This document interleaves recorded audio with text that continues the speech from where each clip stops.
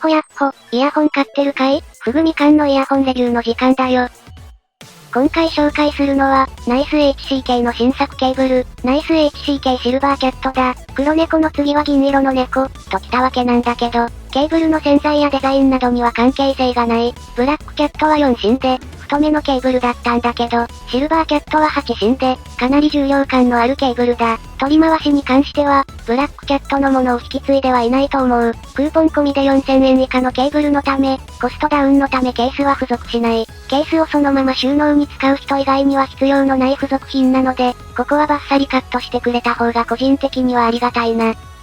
ブラックキャットの洗剤は、銅と亜鉛の合金と、オイルコーティングが独自の技術としてピックアップされていたんだけど、シルバーキャットの方も、亜鉛銅合金を採用している。ただ、こちらはミックス線、かつ、銀メッキで高音域の量感を引き上げていて、銀メッキ銅亜鉛合金と、銀メッキ銅キム合金の組み合わせになっているぞ。HCK の猫シリーズは、どれも個性があって魅力的に見えるな。取り回しはケーブル自体の重量感が大きいものの、柔らかい。外観もあって、あまり外でアクティブに使うよりも、腰を落ち着けて使うことを前提にしたケーブルだ。決して汗かきながら使うタイプの洗剤じゃない。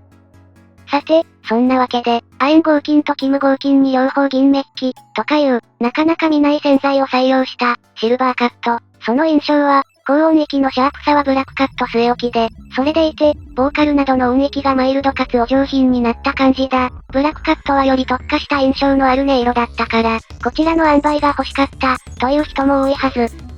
高音域から下調域ギリギリあたりの高音が強調される。これによって高音域のメリハリが強く出るようになるはずだ。中音域は一般的な高品質銀メッキ線に近い印象。ブラックカットより全体が派手に主張してこなくなっている。高音域がはっきり目が覚めるような音がいいけど、ボーカル以下にはある程度温かみがないと嫌。という、より細かい要望があった人におすすめしたいな。それから、ブラックカットと異なる印象を受ける、もう一点のポイントが低音域。こちらも量感重視になっていて、ブラックカットの特徴だった、引き締めと量感の両取りのような印象はなくなってて、こちらは量感がしっかり増す感じ。ブラックカットと比較しないで聞いてみると、特に高音域のパワフルさが増した、ミックス線っぽさの強調された音だ。一般的なケーブルと比較すると、やはり特定の音がパワーアップしていると感じる場合が多い。より、強烈に高音域を出してくれるミックス線を探している人におすすめだな。銀メッキ線らしい強烈な高音域がガツンとなってくれて、改造感を崩さない程度に中音域以下の量感が増す。そんな仕上がりのケーブルだ。価格と比べて高級感のある、カーボン部品があるのもポイント。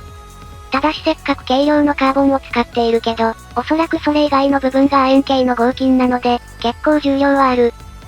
ピンの選択肢は、西名と MMCX、2ピンは埋め込みタイプに対応する、CIEM2 ピンタイプだ。デザインが鉄アレイみたいに両端が盛り上がっているものなので、若干普通のプラグより場所を取りそうに見えるんだけど、このタイプ、改善されていて、過去に JS Hi-Fi なんかで使用されていた極太タイプとは異なるので、USB ケーブルが横に生えている DAP なんかでも干渉しないで使えるぞ。アンバランス 3.5mm、バランス 2.5mm と 4.4mm と、プラグの方はいつものラインナップだ。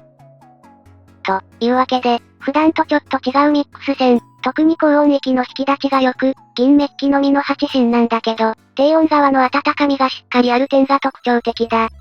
ブラックカットほど個性的な音にはならないんだけど、それでも、やっぱり特徴的な高音域と、中音域以下のドライとウェットの切り替わりが印象に残る。手持ちにないバランスの音になるケーブルだと思うので、気になった人、ケーブルを揃えている人におすすめだぞ。と、こんなところだな。ケーブル、一時期は似たような洗剤が定期的に出てくる感じだったんだけど、最近は同じようなスペックでも、かなり個性的なものが出てきたり、色が個性的だったり、このシルバーキャットみたいな、スペックも音色も印象の異なるモデルが結構多い。今年のイヤホン界隈も楽しみだけど、ケーブルの方も楽しみだな。そんなところで今回はここまで。